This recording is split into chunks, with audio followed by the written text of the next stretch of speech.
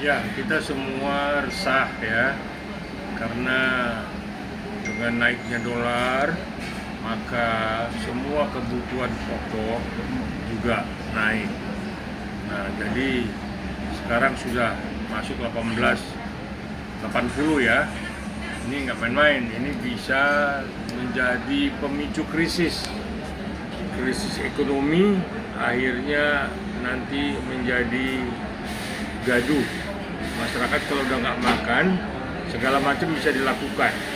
Nah, makanya kita berharap memang pemerintah cepat bisa mengendalikan ekonomi untuk menghindari semakin parah dan semakin susah kehidupan rakyat. Jangan di ibu kota, di daerah-daerah itu sudah menjerit semua.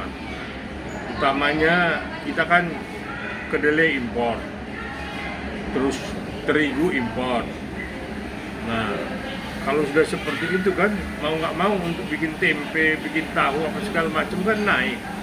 Nah, sedangkan rakyat kita ini kan masih makanan pokoknya itu nasi sama tempe sama tahu, ya. Jarang ketemu daging kalau nggak ada Idul Adha. Nah, jadi kita berharap kepada Pak Prabowo cepat mengendalikan ekonomi kita, dan juga ahli-ahli ekonomi dikumpulin. Ya kan banyak tuh dari perguruan tinggi, dari UI, Gajah Mada, dari Airlangga, dari universitas ternama ya. Nah, kok kita tidak lihat ada jago-jago ekonomi yang memang bisa memberikan solusi. Di dunia kita ini rupiahnya lemah sekali, terlemah. Nah, inilah kalau nggak cepat, ya kita nggak mau kejadian 1998 terjadi lagi, karena ini arahnya udah ke sana. Jadi kalau rakyat sudah nggak makan pasti berontak aja, urusannya pasti itu. Ada potelan kan, sekalipun ada larangannya, tapi mahasiswa nggak bisa dibendung karena itu suara rakyat. Karena hanya rakyat yang bisa diwakili oleh mahasiswa, ya. Karena kenapa saya bilang, ini kan pasal 33 Undang-Undang Dasar 1945. Bagaimana rakyat itu harus dimakmurkan, dihidupi segala macam. Tapi kan hanya segelintir orang yang menikmati kemerdekaan itu. Konglomerat, oligarki, semua ngerampok. Nah, memang kita lihat ada beberapa perampok sudah pada ditangkapin ya. Bukan perampok di jalanan ya. Ini bukan begal, ini perampok uang-uang rakyat, uang-uang negara yang membelokkan haluan negara. Khususnya para awak media juga berdampak lah. Kita nggak usah tutup-tutupin ya. Kalau media itu mencari, memviralkan keresahan itu, saya pikir wajar-wajar saja lah.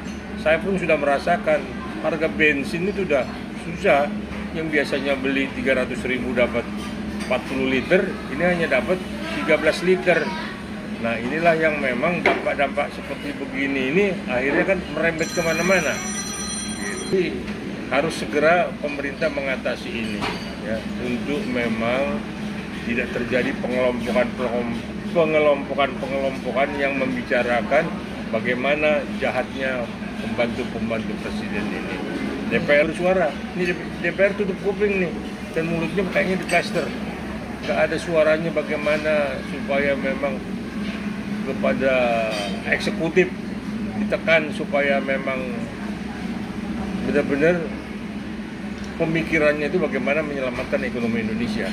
Kita memang kemarin bangga lihat MBG ketua wakil ketuanya itu udah ditangkapin. Kan masih banyak nih yang harus ditangkap nih. Sesudah rakyat ribut, terlambat pemerintah mendengarnya. Nah, sekarang udah di ujung tanduk, udah krisis begini, baru mereka ditindak.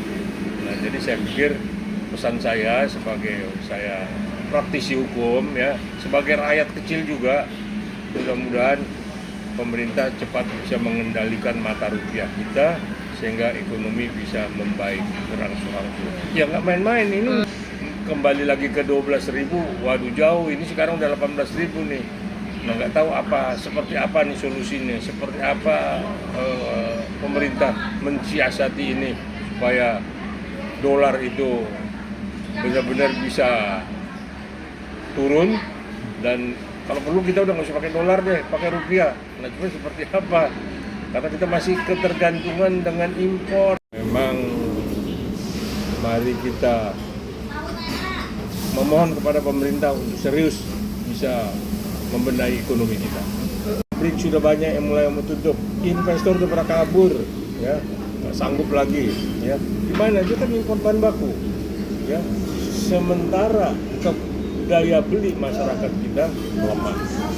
Ya saya udah ngerti lah kalau media susah ya memang ya seperti itulah, makanya kita juga prihatin ya, mudah-mudahan ini viral, media memviralkan ini supaya Dewan Pers juga bisa memikirkan awak medianya. Jangan hanya buruh, sampai ada perwakilan buruh duduk 2 di kabinet sebentar lagi si Iqbal. Nah dari media yang mau duduk siapa?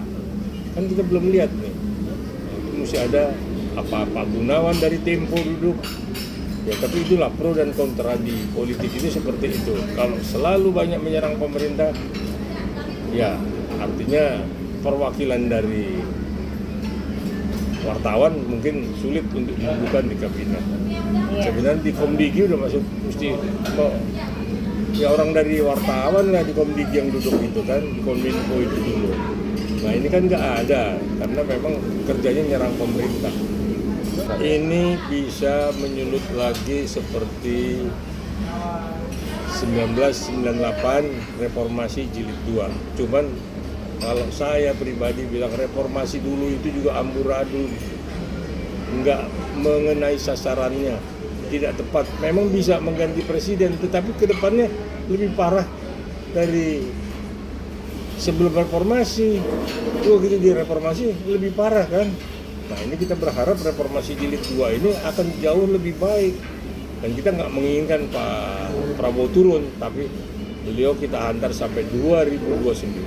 Kita berharap banyak kepada Pak Prabowo untuk memperbaiki ekonomi. Ya kalau Pak Prabowo tangan besi bisa. Ini kan Pak Prabowo kan kadang di panggung juga kencang, begitu turun dari panggung dia lupa. Nah inilah makanya kita berharap Pak Prabowo mesti tangan keras, koruptor ditangkapin, hartanya, asetnya disita kembalikan untuk kebutuhan rakyat. Nah inilah yang belum jalan. Semua harta koruptor ditangkapin, asetnya tidak disita. Nah artinya uang ini kemana? Itu kemarin yang ada berapa belas triliun di Kejaksaan Agung itu juga itu digelontorkan aja ke rakyat kan supaya berputar roda ekonomi. Nah itulah yang kita berharap memang kedepannya ini, ya nggak kedepannya lagi, minggu-minggu ini udah perbaikan ekonomi benar-benar udah serius, nggak ada lagi main-main. Jadi saya berharap ya media juga bisa membantu untuk bisa memang menyampaikan kepada rakyat bahwa Pak Prabowo sedang berjuang keras untuk bisa mengendalikan ekonomi ini dan membuat ekonomi bisa pulih kembali dengan dolar bisa turun dan rupiah terangkat nilainya. Terima kasih.